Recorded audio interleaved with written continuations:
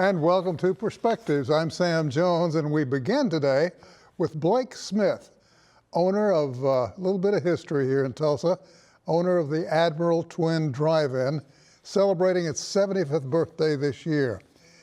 Blake, a little history, my lad, if you don't mind. How did it get started? Well, it was 1951. It was built as the Modern Air Drive-In.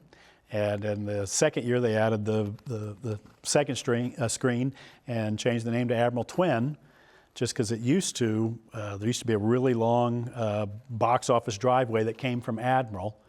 And then in the 60s, 244 came in and they cut off that, and now we have to enter on the other side of 244. Mm-hmm. But they kept the name Admiral Twin.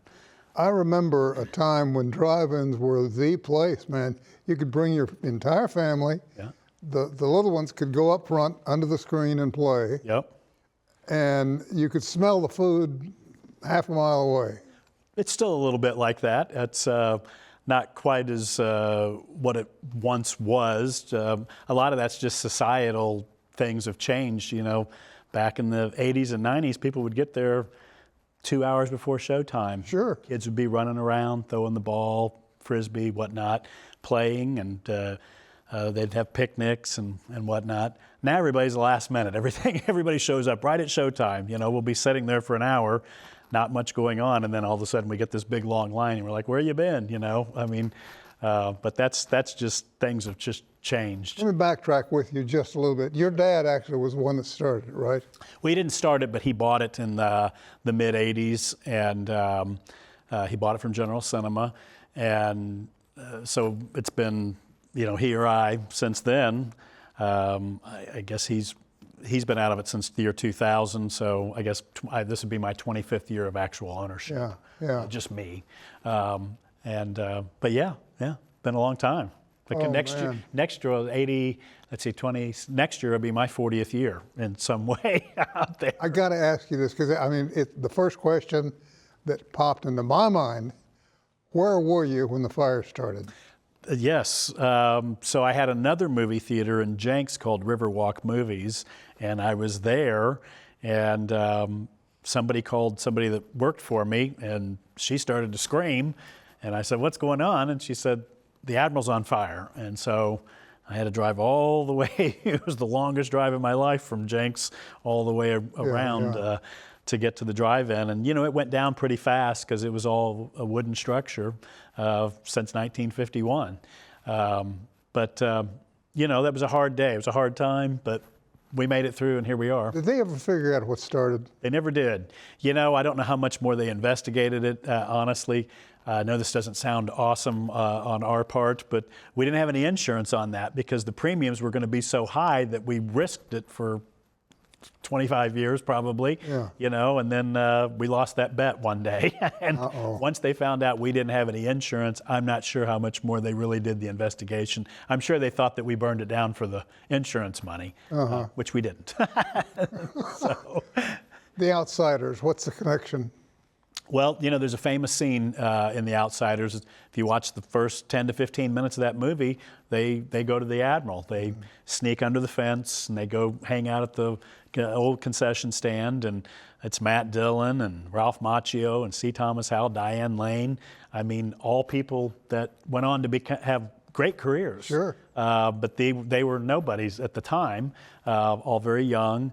Rob Lowe, Tom Cruise. I mean, geez, just the cast is amazing, and so they shot that there.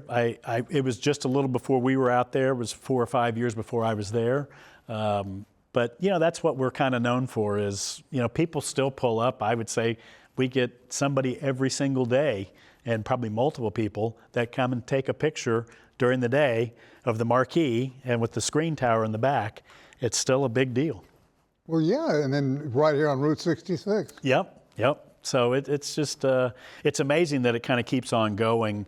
You know, now The Outsiders, you know, the house was saved, and then they've done a musical of the thing. I mean, it's really got a rebirth here in the last few years. So we're going with the flow.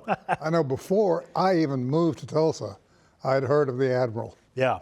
Well, you know, the Admiral's kind of well known around the country. It used to be one of the busiest drive-ins in the country. Now there's not that many left, you know. There's still a couple hundred drive-ins, you'd be surprised. But, you know, at one time there was probably 5,000 drive-ins in this country. Really? You know, I mean, just in Tulsa alone there was probably 6 or 7, you know.